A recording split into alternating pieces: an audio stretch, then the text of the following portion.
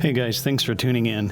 I wanted to do a quick follow-up to the first tutorial I did for color grading on the Phantom 3 Professional. And especially in lieu of recent news, I have lost my Phantom 3. I don't know what happened to it. I didn't lose it. It fell out of the sky.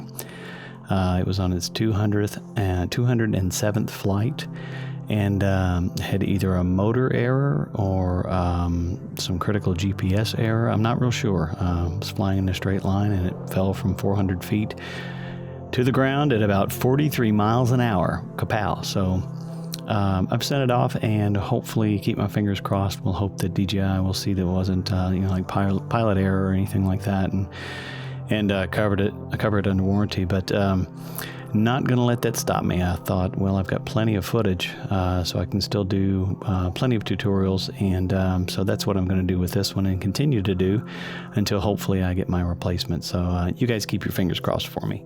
I touched on it a little bit in the tutorial that I did the first time for Phantom 3 footage, but this time around I want to give you kind of an idea about using the scopes when you do color grading.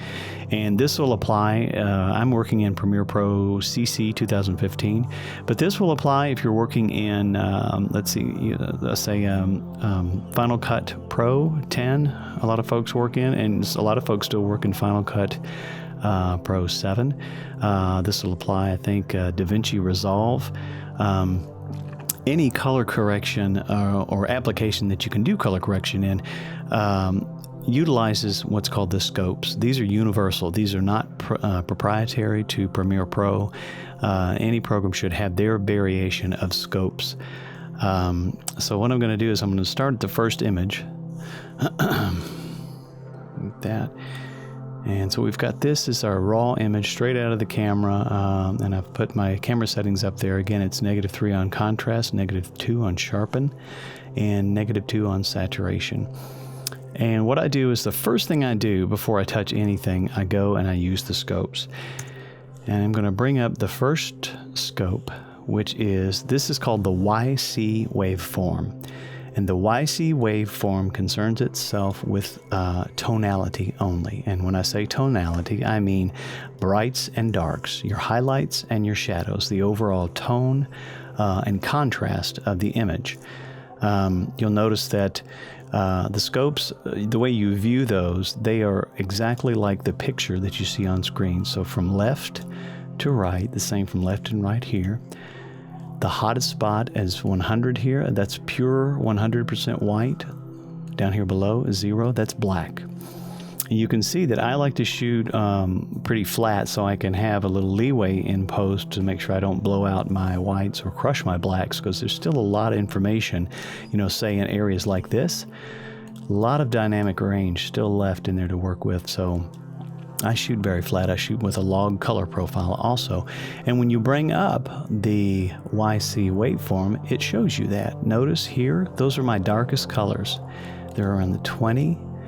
And then my hottest, brightest colors are right here. And that, if you look over around the same area in the image, that's the sun here. And that's pretty much crushed. You can see how this is flattened out, but you're shooting towards the sun, so there's not a whole lot you can do about that, but just the trick is getting a good exposure in camera. If I were set too hot, then much more of this would be blown out. You'd see, this whole area would be blown out, and you wouldn't have all this nice little pieces of information and dynamic range left around the sun. But the reason that you use the scopes, and I trust them more than I do my eyes, because I don't know about you guys, but have you ever put together a video, looks great on screen, and you really like it, and you upload it to YouTube, and then you watch it, or someone else watches it, or you'll watch it on someone else's computer or mobile device, and you think to yourself, and I've done this 1,000 times, man, this looks like crap. I mean, what happened? Well, that's because your monitor is not color corrected, or your monitor is different than someone else's monitor, and this is something that you just can't get around. So you have to keep in mind that the video that you do on your system, that's as good as it's ever going to look, because don't forget, when you upload, YouTube also does its own compression to videos, so that actually loses a little bit more information. So I use the scopes because the scopes literally don't lie. If I have a question or I'm wondering how hot something is or how dark something is, I can look at the scopes, and regardless of what it says over here, doesn't matter. If I look at these scopes and I look down here and I wonder if my blacks are crushed, and I see that my blacks are only around the 20, then I know I'm fine. Same thing for the highlights. If I'm wondering, is that blown out to white? I can't really tell. I look over here and look at that. I got plenty of room left to push this image a little bit more. So what I'm going to do is start color correcting this image. And again, I start with the vector scope. I'm sorry, not the vector scope, the YC waveform. I have a preset set up with 4 different correction filters. I drop that. That's my FH basic preset. And I select that clip and I go over here, and my presets are composed of, these are the ones I use the most: the fast color corrector, RGB curves, 3-way color corrector, and then sharpen, because I don't like to shoot with the sharpness high in camera. It makes the video way too crispy and crunchy looking. You can always get sharpened back in post, so that's not a big deal. So the first thing I do is I know I've got to get this image, a little bit broader in its tonality, so it's not so flat. So what I usually do is I start with the fast color corrector, and I usually only use this one to correct my white balance, because this one has a great tool. You can take the eyedropper right here, click on this, and go to an area that should be white, not to an area that looks white to you on screen, but should be white. And now for this image, that's going to be up here in this hot area, because there's absolutely no pixels left. And you can see as I hover around, look on the left of the screen, the color wheel there, how it's pushing toward the blues, because that area that I'm sampling is very yellow. So it's thinking, well, he wants this to be corrected to neutral white, and I'm seeing something that's very yellow, so I'm going to push to the blue. That's what I usually use the fast color corrector for. So, I'll go over and I'll click on a spot like this hottest spot, and this will shift. Now, it hasn't shifted because I'm clicking a pure white spot, but if I go up and I click in this bluish kind of area, see, to me on screen it looks purplish bluish, but if I click there, look what happened. It shifted the white balance a little bit toward this purplish blue, because it does have quite a bit of orange in it. So that's the first thing I do to kind of set the stage to get my white balance back in the neutral zone. The second thing is I go into RGB curves. The RGB curves you have to be very careful with, because, man, a little bit goes a long, long way, and it's real easy to overdo these. So now what I do is I don't even look at the image. I come and look at the YC waveform. This is for tonality, so I can see where my blacks are, where my whites are. Now ignore this information here. You see it looks like, hey, you look like you've got some whites that are really hot there. Those are from the type here on the screen that are absolutely white, so that's okay. So what you do is go over and I take my low end and I pull it down, and you see on the YC waveform, it's bringing those down, and I want to get them down there where they just kiss the 0 mark. I don't want to go farther. And now we'll go back and you'll look, we're already getting an image. It's got some depth to it now. I'll turn this off. You can see that that's what was before. And just that one correction, that's what it's done. And see, if I take this and I pull it too hard and too far down, I think, oh, that looks great. I want to go a little more. I go a little more, and look what happens. This is called crushed blacks. They're absolutely flat, and you can see that here on the scope, because look at this hot, flat green line. That means your blacks are crushed. So we want to take that and back it up just a little bit. About right there. And now I've still got tonality. You can still see some detail in these. And by the way, the corrections that I do right now are still kind of the rule of thumb. This is what most folks would consider a decently balanced image. Rules are meant to be broken, though, and I've done some examples of those too, to show, to give a little bit more of a dynamic feel to the shot, and dynamic and more drastic feel to the shot. So now I'm going to go up to my highlights. I'm using the master. I'm not touching any of the colors, because I'm only working with tonality here with the YC waveform, my brights and my darks. Now I'm going to bring up, look at my highlights in the scope until they come up and they just kiss the 100. Boom. So now you see we're bringing highlights back into this image. You can see before and after. Looks great. So now I've got my tonal range where I like it. You know, I've got some great looking highlights, I've got some good looking dark shadows, and good midtones still in between. So the next thing I open up is I'll go ahead and open up two of these.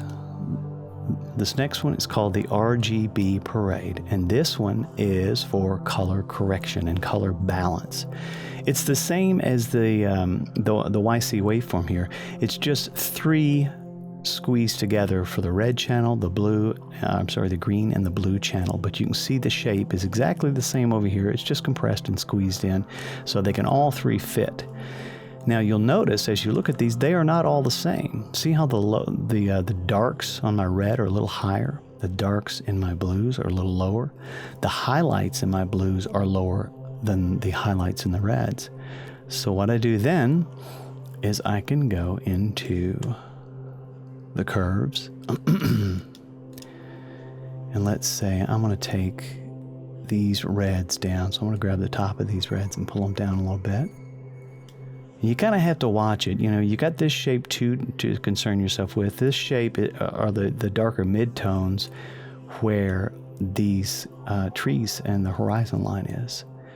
So I'm going to pull those down. Then I'm also going to take the top of the green and pull it down. And notice I'm pulling the whole tonal range down a little bit too. And now I'm going to take my blues. I'm going to push them up a little bit. And so now if you look, that's getting the color a little bit more realistic. So if you were standing there and with your own eyes, this is kind of what your eyes would see. So the white balance was pretty good when I shot this shot, so I didn't have to tinker with that too much. But that's the shot as you would see it. Then the last thing I do is I go to my 3-way color corrector. And we've balanced the shot. You know, granted, you've still got some things that are going on here that are a little different than here and here, but all things said and done, if you look at this shot, it doesn't look like it's too yellow or too blue or too red. So it's kind of in the sweet spot there.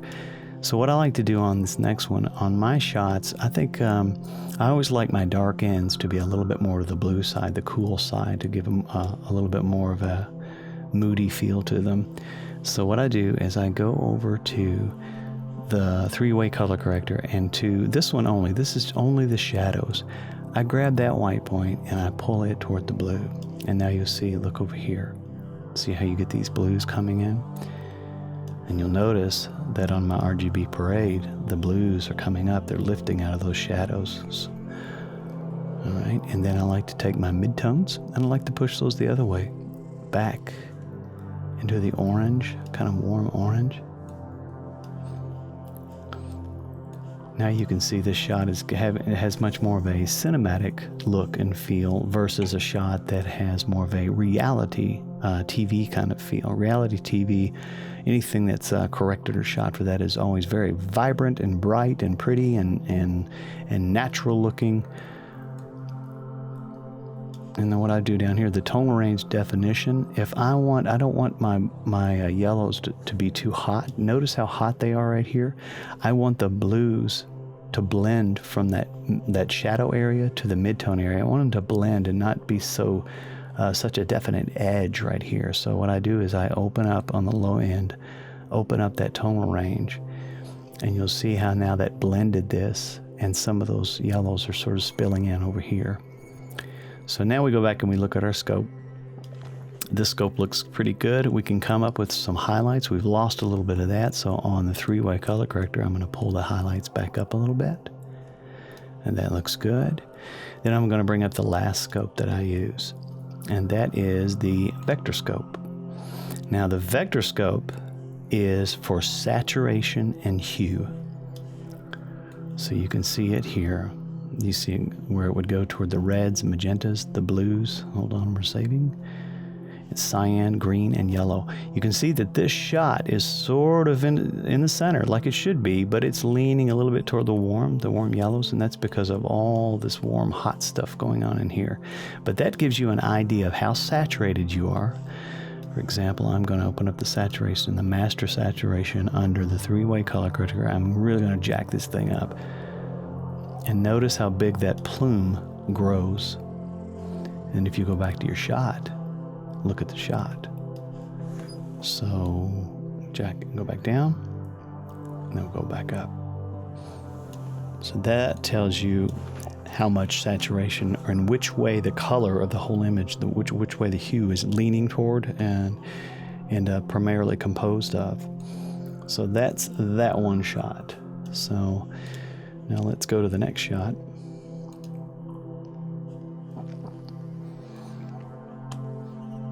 Again, this is straight out of the camera in the same settings that are there on the screen, my in-camera settings. So first thing we do, again, we go to the basic color corrector. And we open the fast color corrector up. Let's choose our eyedropper tool and grab a place that should be white. And we'll grab like up in here. And we'll go over here and look and take a peek. It's still pushed it toward the blue, meaning that pixel up in here that to me looks white, should be white, was actually a little yellow, a little warm. So it tinted the image a little bit toward the blue, and you can see that that's pretty balanced as far as a white balance. So then we go over, I'm going to bring my scopes back over. We open up our RGB curves, and we're going to work on our tonality, just this, the YC waveform. See how everything is in the center, nothing really hot, nothing really dark. That's great. This is the way you want your shots when you shoot them in camera. When you first bring them in, this is a good exposure. So you pull this down until those are just, oops, too far, just kissing the 0. It looks like over here, and that's because I'm looking at this part of the image that has most of those darks in it. But we don't want to crush anything. The worst thing you can do is crush your blacks, because there's so much detail and information that's there. It just looks much better maintaining your dynamic range. Now I'm going to pull up the highlights. Oops, too much.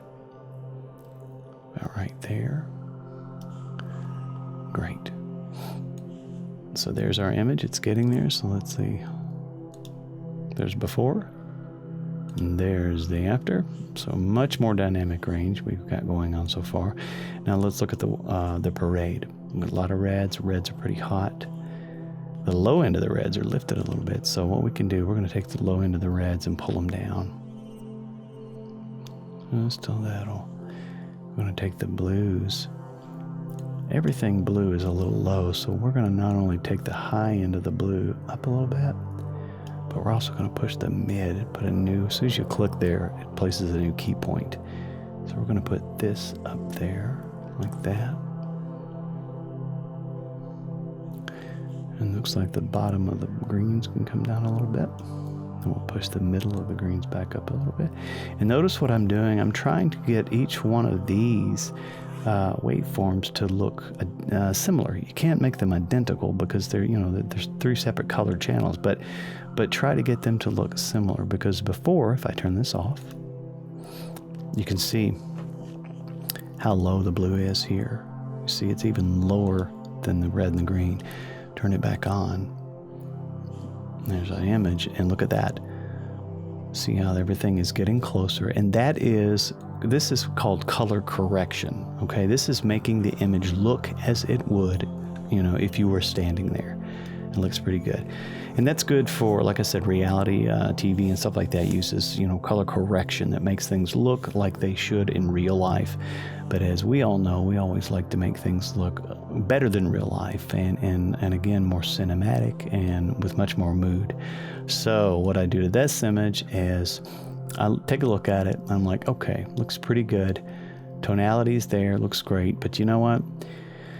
The sky's kind of pale. It'd be great if I could pump something back into these skies. And I think I could be a little more dramatic with the color. So what I'm going to do is doing a trick that I showed in one of the other videos, which is a great trick, which is this one. I built this image over here on the top left, and this is just a Photoshop file. I built it at ultra high definition, 3,840 pixels wide, at 2160 tall. Let me make sure about that.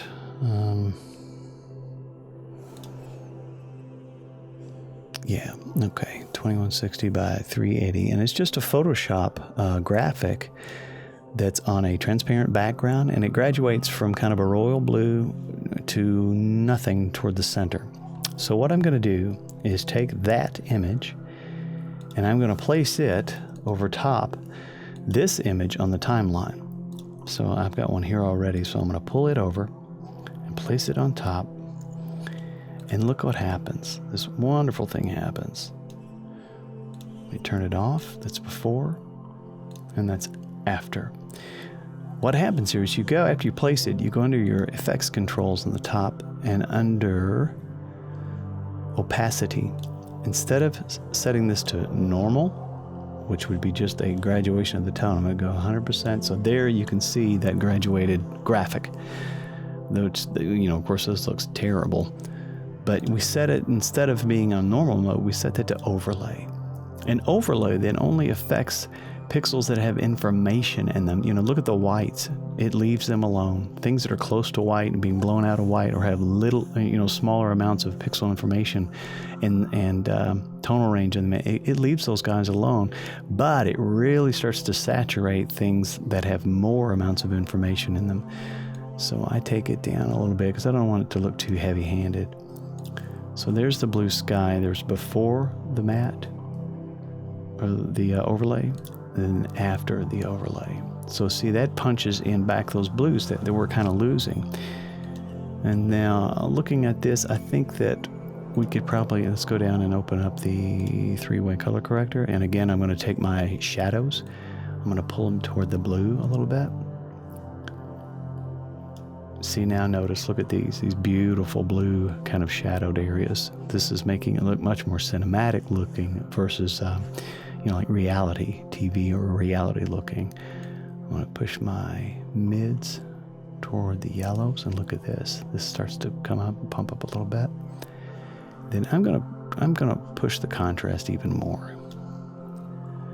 So I'm going to push my blacks down. I'm going to bring back the scopes and take a look. I'm pretty heavy on the darker areas, but look, my highlights are kind of getting lost a little bit, so I'm going to bring those up a little bit. Now be careful when you do this, because there's nothing worse than seeing blown out skies. Skies can be just beautiful, and you see this area up here, right in here on the scope, it's right here, but look, I'm getting a flat line here because I'm pushing all that information up into pure white, and it's blowing out to nothing. It's just white pixels. So you got to be very careful when you do this. I'd love to push it more, because then it would look at the sky, it would bring it up a little brighter, but look, everything starts to blow out at the top, and that's the last thing you want, is blown out skies.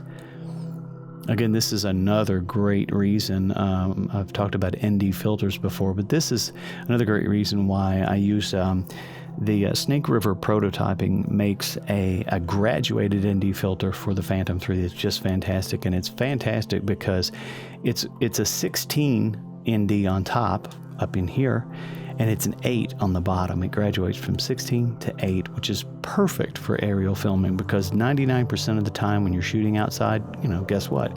Your skies are always brighter than the land. So it darkens this even more. And that's good, because in post, you don't have to push these so much to get the tonal range back, because the skies are darker. So you're able to get a little bit more information out of the skies without blowing them out when you raise the contrast and try to get back a lot of these highlights in the rest of the shot. So now there is that shot. And then there's one more thing I'm going to show that I like to do to these shots that really just makes them kind of have a romantic, pretty feel to it, and again makes them even more cinematic. What I'm going to do is I'm going to add an adjustment layer. So I'm not, whatever I do, I'm not actually doing it to the image, but I'm doing it to a layer that is over the image. So I'm going to go to my, hold on, I'm looking for it. Where'd I put it? Here we go. Adjustment layer. When I grab an adjustment layer, I'm going to lay it on the top of our image. I'll get back to the image we're working on. Right there. All right, I'm going to grab it. I'm going to extend it over the top of that whole image. And now on this adjustment layer, I'm going to go to my effects. I'm going to find Gaussian blur. Don't panic, we're not going to make this blurry, believe me.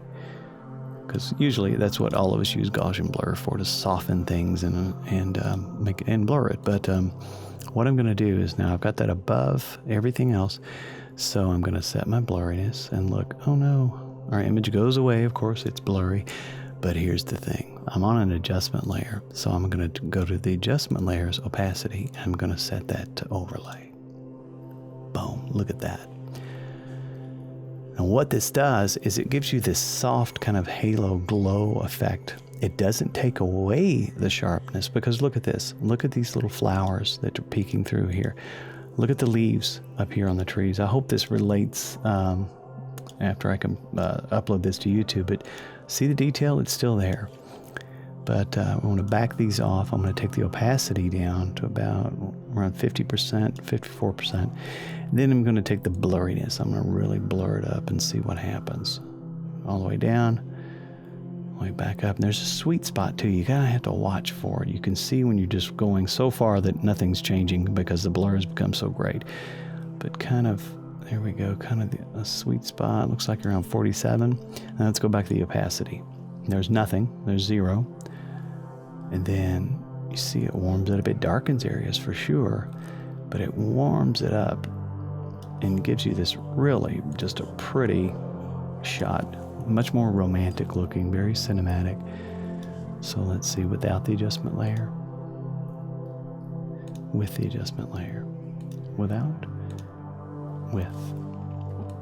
That's how I got this shot in the video, which is here. The shots that played right before, that's a shot that has the adjustment layer on it. So you get this, with the Gaussian blur, you get this beautiful, golden kind of halo glow around things. But still, look at the leaves. Look at these tiny little flowers. They're all still there. They're still, plenty of detail. You're not taking away detail. You're just creating an effect over it that gives it just kind of this kind of mystical, like I said, romantic quality. Let's see. This is the last shot I wanted to show you. This was a shot I've had in one of my videos before, but I was so happy with this shot because when I shot it and got back to my studio and started looking at it, I was like, gross. I mean, it's just green, there's no other color to work with here. It's just all green. So, but I started messing with it. Let's do that real quick. Take in my color correctors that I use as standard, which are fast color. So I go there first. Click. I go to a place that I think should be white. Now I know this is sky, so that's blue. So let's select this board, this floating piece of wood that I'm flying by. We'll select its area. I don't know if you can see that, but it shifted a little bit toward the blue. See, like over here, a little bit toward the purplish blue. So it must have had a lot of greens and yellows in that wood. Then I'm going to bring back the scopes. I'm going to look at my YC waveform here. Bring up the curves, and I'm going to bring it until my darks finally come down to 0. Right there. And look, my highlights. The hottest highlight I've got is here, and it's crushed. You can tell because of that flat line, and that's here, right there. There's a really hot spot in there, and in combination with up here, it's the reflection. But I can still bring this up because even that is at 90%. It's not even at 100. So I'm going to pull this up until I get right there. Great. Now I'm going to put another key point in the middle and bring the mids down a little bit on this shot.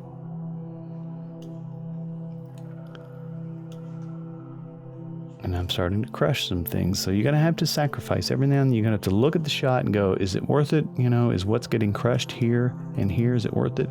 Sometimes it is, and sometimes it's not. But let's see, before the RGB curves, wow, major difference. After, boom.